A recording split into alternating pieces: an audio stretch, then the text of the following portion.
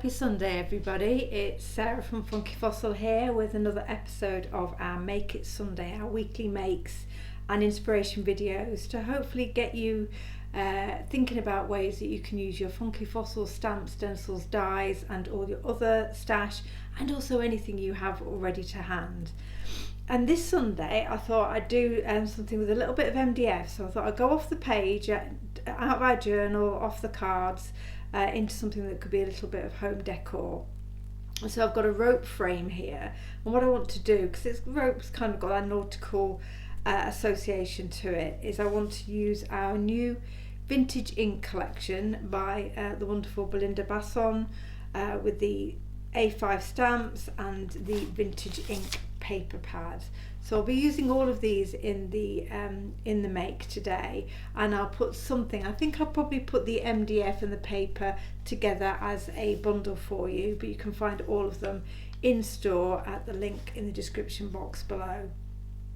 And I particularly love the papers and the imagery in this collection, because it has that kind of, it's reminiscent of that old school kind of retro tattoo style, that kind of nautical elements to it, but with those classic icons of the roses and the birds and the anchors, and just absolutely stunning imagery. So we've got already in our paper pad focal points that could absolutely work within the rope frame that we're going to decorate today. So there's lots of fantastic elements here that you can cut out, layer up and use on your kind of 3D makes, as well as on your journals and cards. And let me show you where I've got to, because I'd already started prepping this for a live that I was planning to do, and then didn't go ahead with. So I'd already got some of the steps done ahead of time, and I thought that would be perfect for our Sunday video, because I won't be taking as long to do the basic painting and prep work. So let me show you what I've done already. I have let's get the MDF back. I have already so this is the base of the MDF frame, how it comes. It's about 18 centimeters in diameter, so it's a nice size for a piece of home decor, but also perfect if you wanted to put it onto a canvas or into a frame. The MDF does come with this kind of arm leg thing and a little notch, so you can put it on the back of your projects, and then you can kind of attach that notch and the arm so it can be a freestanding item as well, so you don't need to put it onto anything else to make it work. So base piece, all I have done is drawn around one of the luscious papers in the vintage ink paper pad, cut it out and stuck it down. Now I have stuck this down with some matte medium, which kind of ensures that the paper is sealed. So if I wanted to use lots of other mediums on top of it, it should be able to take that. Our papers are uncoated, so you can work on top of them, but if you're going to use a lot of mixed media products like pastes and inks and lots of moisture, then this is always a good way of kind of giving your base coat a bit of protection. So I have got this down with matte medium, but you could use glue. For this project you wouldn't need to really have it sealed in the way that I've done. All I've done, because this has got a slightly scalloped edge, you can probably see, is obviously I had cut it out, but then once I'd adhered it on, I just sanded around the edges just to give it a nice flush finish to that MDF edge. So you hopefully can see that that's all been sanded down. And then I've used a little bit of archival ink on a makeup sponge just to give it a bit of a softer edge. A lot of this is going to be covered because of course we're going to be putting our frame on top of it, so a lot of those elements won't necessarily be visible, but it's just nice to have a good finish on your edge, as you don't have any kind of white paper sticking out if that isn't going to work with the finished project. So that's the base, that's as far as I've got with the base. I have then used white acrylic paint on the rope frame detail. So I use DecoArt, the Americana paints quite regularly with MDF. I think they've got a nice amount of coverage. They dry quite matte, and I think they're good value too. You could of course use white gesso with this, and sometimes I would advise MDF. It can be quite thirsty, so if you're going to use your paints to paint a large surface, it is quite often worth gessoing in advance. 2 reasons. One is that will ensure that your first layers of paint don't just get kind of drunk by the MDF and just kind of disappear into it, but also because it gives it a little bit of a tooth, so it will take the gesso will give it a little bit of tooth, so it will take other mediums nicely. They'll adhere to it well. And the third thing as well is, of course, the MDF is almost like craft card. It's got a bit of colour to it, so if you're wanting to use a pale colour on top of your MDF, then if you use a white gesso to start with, you're getting it closer to the true colour of the paint showing from the first layers you put on, if that makes sense. However, on this occasion, after all that spiel, I just used some white paint to cover my rope detail. What I then went in and did, just as I have done with the base, is I've used a bit of the archival ink on a makeup sponge just to kind of soften that colouring. Not all the way around, just adding little bits of kind of discoloration if you want, because I want this to look vintage and worn. What I then did with the frame, and you probably can't see this, I don't know if you can see this on camera, is I've added some of the Distress clear crackle paint. This gives a very fine crackle, and I didn't use it all the way around, I've just used it in spots, and because this isn't a solid space, a solid area to cover, that crackle is very, very fine. So I'm going to see whether I can bring that out with a bit of acrylic ink and make it a bit more visible, but there is some crackle on there. As you probably know with crackle, of course, the thickness of the coverage will give you bigger cracks, and a thinner coat will give you finer cracks. And of course, because with this I can't really put large globs of it on because of the open space around it, it's giving me quite a fine crackle. Ooh, right, so that's all I've done today. And then the final thing that I have done just to prep myself for the decoration stage is I have cut I can't lift anything up on this mat, which makes it great for holding things, but also it means I can't lift up paper. So what I have done is use another of those wonderful papers from the Vintage Ink paper pad. This time I used the inside of my frame to draw a line, so I drew around the inside of the frame and then I cut that out to give me almost an inverse scallop. Now I think I'm going to use this, I'm not sure for certain if I do, because of course what this is going to do is take a lot of that rich colour that I've got from the base paper away, but you can see it slots nicely in there. And it's not an absolutely perfectly seamless fit, because obviously the paper, the MDF is not a kind of exact match. I think you'll understand what I mean in terms of this, the dimensions. When you draw around something, you're taking a bit more away, but it's close enough that it fills that space. I quite like it though. The reason I started to think about having this inner layer, and I'll kind of talk you through where I'm going, is I was thinking about having a focal point on in the centre of my frame, and I was thinking about something that would give her a little bit more kind of slightly whiter space to stand out against. So I think I'm looking at it through the camera here, I think I probably will adhere this down. So if I'm going to adhere it down, let's add a little bit of distressing around the edges of this too, and given this is paper, I won't need to necessarily use in fact I can check and use a distress ink. I don't really need to use the archival that I did for the MDF. And the archival, of course, is permanent, so I was conscious I was going to use some of the crackle paint, etc. I didn't want the ink to move, and that's why I used archival on the MDF. You can use it on paper as well, of course, but on this occasion I'm not thinking I'm going to do anything further to this paper base that requires my ink to be permanent or sealed.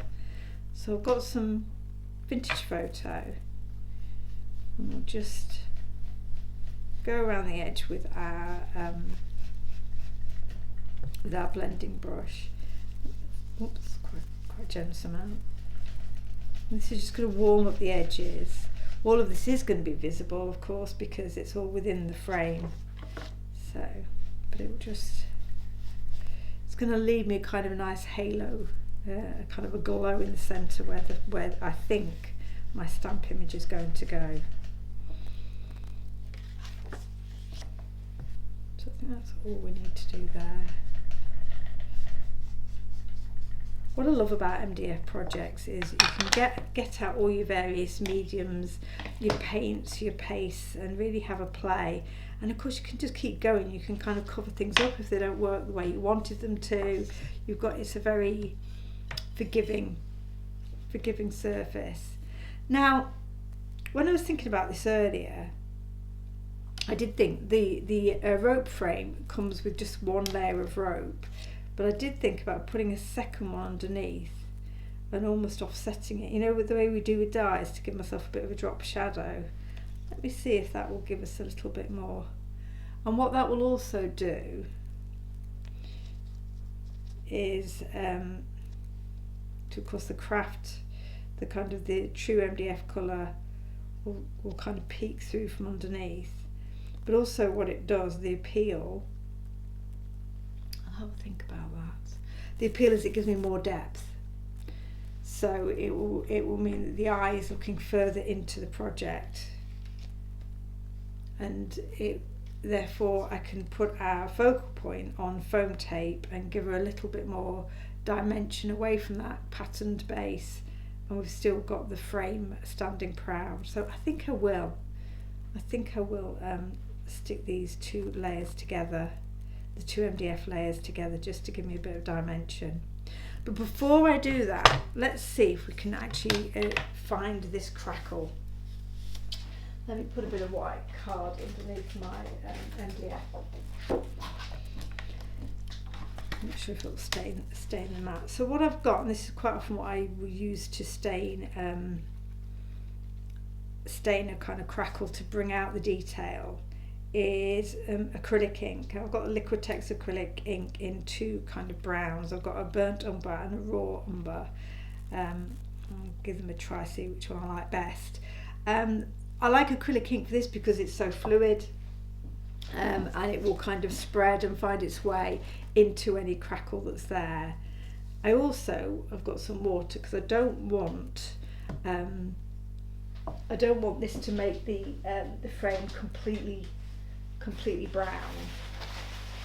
I want it to add some aging, like we've done with the archival. I wanted to add some aging without necessarily staining the whole piece. So this is the this is the raw umber. So let's have a look. I'm just going to put it where I think I can see some of the paint, the crackle.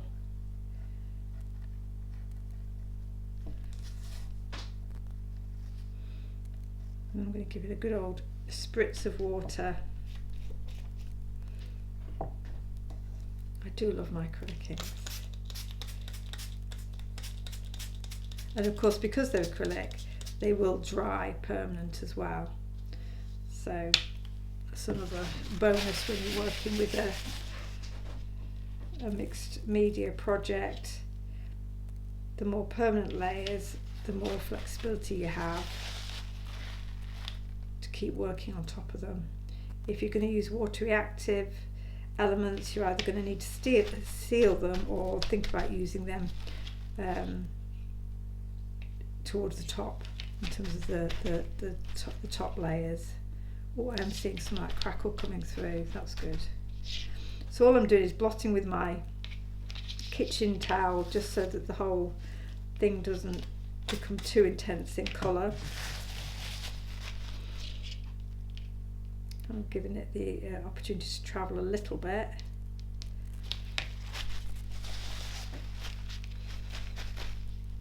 And I will let the rest of it dry so it's a bit uneven. Can you see? I can see some lovely crackle. Let me take this away from underneath. Oh, it's even gone through the card. Oh no, that was the ink, wasn't it? So can you see? You can see some of that crackle just coming through where there's some paint. So I've decided I brought out that dimension a little bit and has meant that the kind of any glossiness from that crackle paint. I'm addicted now, but I've got a bit more here that I want to. I think this is the other brown, which is a bit of a warmer one.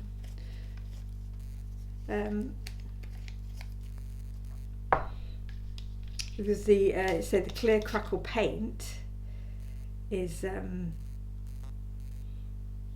has a gloss to it, glossy finish. So this acrylic ink will just kind of prevents it looking like it's been given a glaze.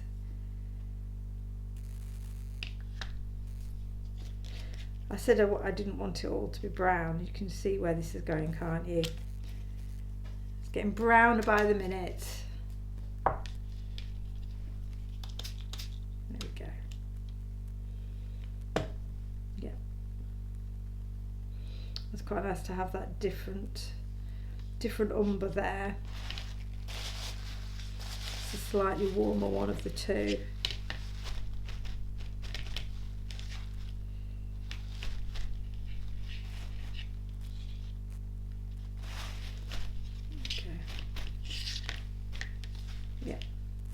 Right, so we'll let that dry. Give it just a few minutes to dry. And let's think about the composition. Now what I have done already, I can just work from the MDF shape for now. What I've done already, obviously, as you've seen, is stamped and heat embossed some of the images from the stamp set. So it's black heat embossed, it's on watercolour card, so I will add colour to these images before I use them, once I've decided what I am going to use. So I've got one that's coloured. I love the wings on the heart. What else have I got? Got one of the fabulous birds. That might look nice. Could put it on the corner there flying in. And I've got the large rose. I don't think that will go on this project. I have got the wonderful scroll, which fits our sentiment, so I think I will probably put a sentiment on this project, and I've cut this out of the paper from the Vintage Ink paper pad, so that's already got that distressed element to it. And then what I've done, I've had lots of fun, but I have cut out lots of the elements from the paper pad. So this is what I mean about it having lots of bits to it, which actually makes stunning focal points in their own right.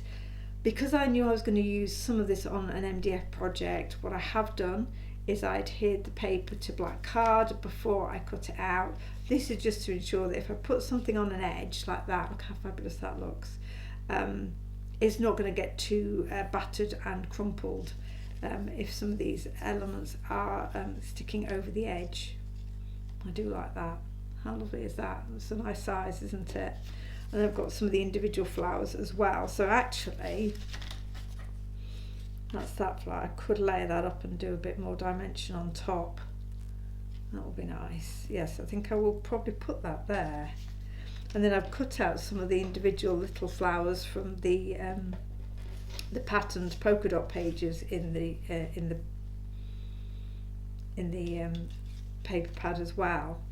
So what at one point I was thinking maybe I would use this wonderful anchor that has been cut out from the papers, and that would fit nicely in here, but I think that'd be just too much. There's too much going on. But you can see if you use a different background, maybe did a kind of whitewash background to it, so it was more creams in on the base, that would really be a lovely lovely focal point in that frame. But I think I'm going to stick with our lovely nautical lady. Of course, she's got the rope detail there, that's going to match the rope frame. And just looking at them together, I'm sure one of the design team did something similar. I may well add the wings behind her, fill that image out a little bit more. So she was sitting there again on foam tape, and then I don't know whether I would have an awful lot more. I think probably having the bird in that corner would be too much. But we've got this wonderful frame here, so scroll here, so that could go at the bottom. And we could put that over the top, look. That feels to me like that's going to come together nicely. Right, sorry for wittering on. So you can see, have fun cutting elements out of a paper pad like this. You might want to, if some of you know you're going to use, you might want to do the backing onto card before you do so, but definitely have lots of elements cut out, because you can swap and change things around and look at various options on your project if you've got everything to hand as when you come to put your composition together. So there's lots of ways I could build this up. What I'm going to do now, while my acrylic ink layer is drying, is I'm going to add some colour. I'm going to watercolour, probably with markers or distressings. I'm going to add some colour to this person, this character, so that we know we can add her to the centre. And I think at that point it will come together really quickly. So let me do some colouring in, and I shall be back in a tick. See you in a second. Right, so I've done my colouring in. I've now adhered my frame together, so I have kept the double height of frame, but I didn't do the offsetting. I just wanted the extra depth that having the two ropes stuck on top of each other would give me. Obviously I've got my paper stuck down, and I'm ready to do my my kind of composition. So I have coloured in our lovely sailor girl. I did add the heart with the wings to the back because I really like the way that looks. So I know that I want her to go in the middle. So I think I'm going to just stick her down to start with and then work around her. Try and get something down. I've got kind of some foam tape here so that a bit too long, so that she will stand proud from that pattern background. I was thinking about putting a bit of a wash of white gesso on that background, because I think that would knock it back a little bit as well, but I'm just going to go with it as it is. So plenty of foam tape, because I want this to kind of be there for a while, and of course you want it relatively solidly covered at the back so it doesn't start to droop. Given it's going on a piece of home decor, I'll add a little bit of glue just to give me some extra sticking power for the long-term hold. It would be fine if it was on a card, but if you're wanting something you can have on display for a little while, best to have both glues. So I'll put her in the centre.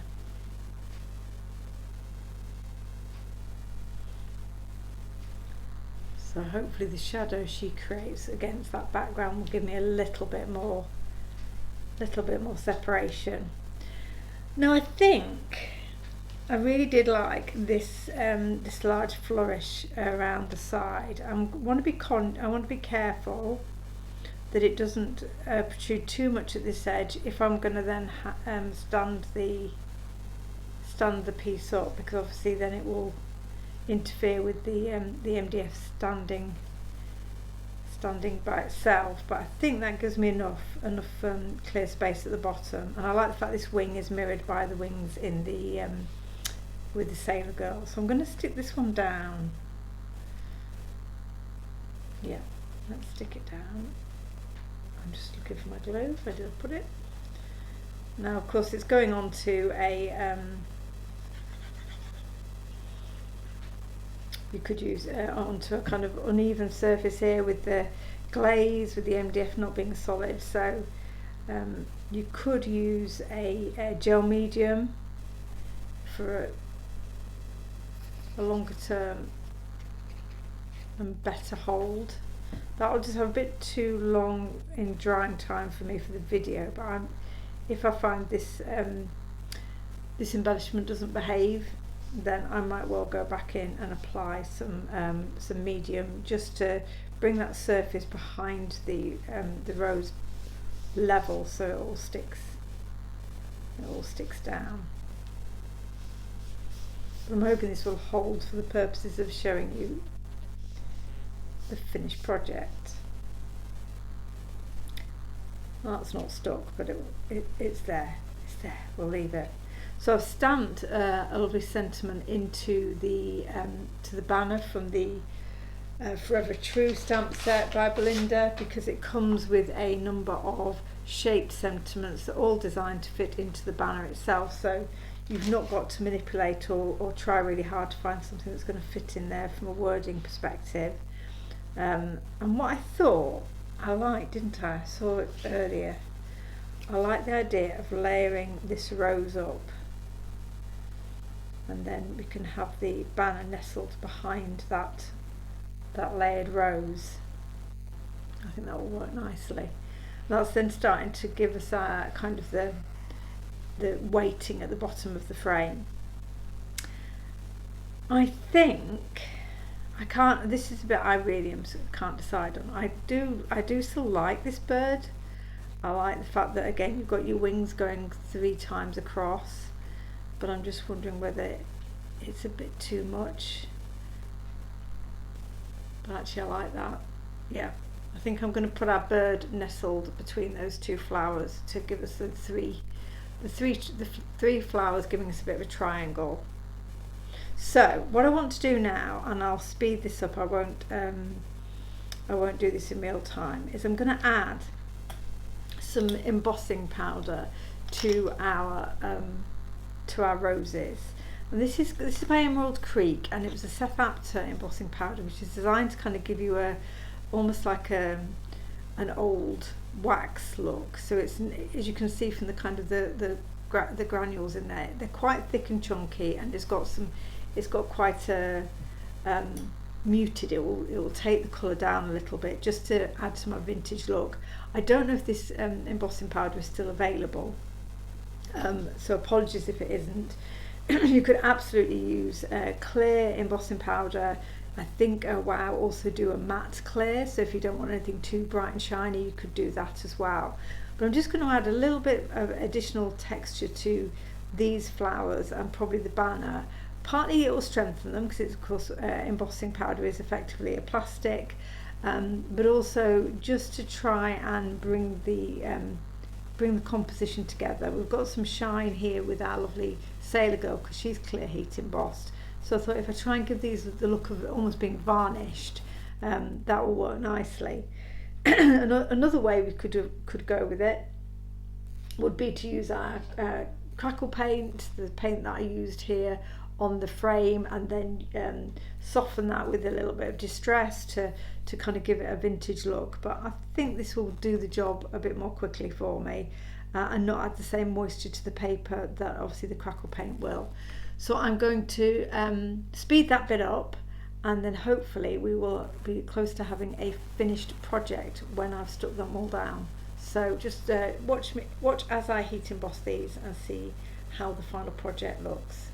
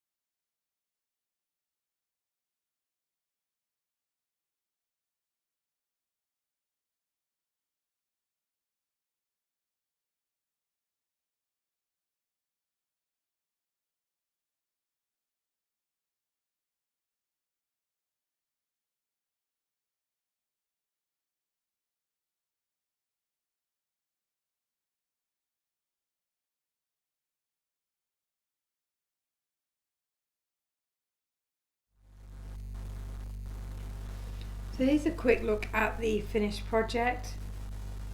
You may have seen from the section where I speeded it up, I heat embossed the flowers twice. It just gives a bit of a deeper glaze and evens out that bumpiness you get from the first layer. So they've got a lovely shine on them, haven't they? They're not as dull, they're not as matte as I thought they were going to be, but I still do like the effect they give. So you've got your layers there.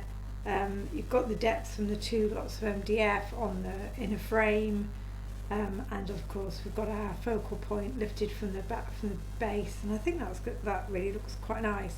The only thing I think I might need to adjust if I decide to put this on a stand so it's going to be kind of freestanding, is I might need to cut off that one leaf, because I think that probably is going to be interfering with the image as if it stands up.